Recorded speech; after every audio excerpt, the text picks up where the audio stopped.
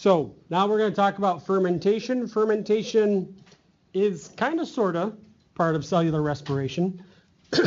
I would still consider it to be cellular respiration because before we have fermentation, you do need glycolysis.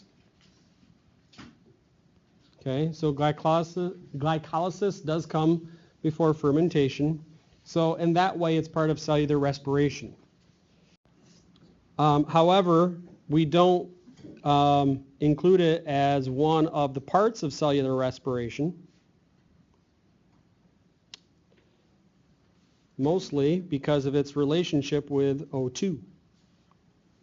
Okay. I need to double check this, but I can tell you that fermentation does not happen in the mitochondria. I'll double check, but I believe that is just in the cytoplasm. And I think in some instances it might even happen outside of the cell. Okay.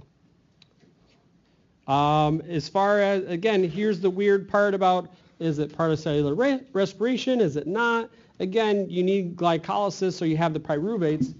But the weird part is its O2 connection. Okay. What makes it different from all the other steps is that it is anaerobic. So anaerobic being that it's happens when there is not oxygen around, no oxygen present. If there is oxygen, it's going to go into the next step of cellular respiration, which would be the Krebs cycle. And then if there's, again, continues to be oxygen available, that would move on to the electron transport chain. But in the absence of oxygen, it kicks over to fermentation. All right, so products of fermentation, really, so fermentation types or products. There are other products. It is going to generate some ATP, but we're not going to get too much into that. It's not the real money maker when it comes to making ATP. So we're going to focus more on the fermentation types. Okay?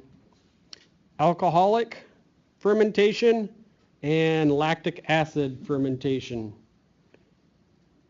Should probably move that last one so you can read lactic acid fermentation.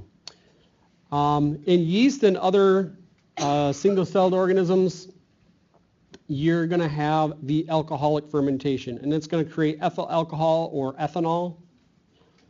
Okay. Big critters like mammals, like you and I, we do experience fermentation. Okay. But none of us get drunk when we're working out anaerobically. If you are getting drunk when you're working out anaerobically, you have a different type of problem. Okay. It's not from the fermentation. You make lactic acid.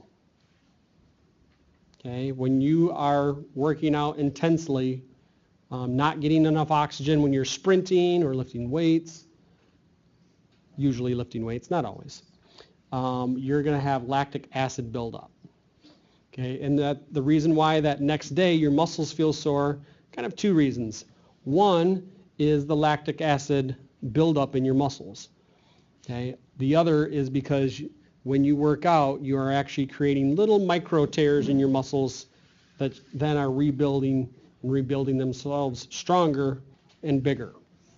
Okay, but that soreness comes from those muscle tears and that lactic acid. So stretching kind of gets that flowing, gets that moving around, so then your body can process it and get it out of there.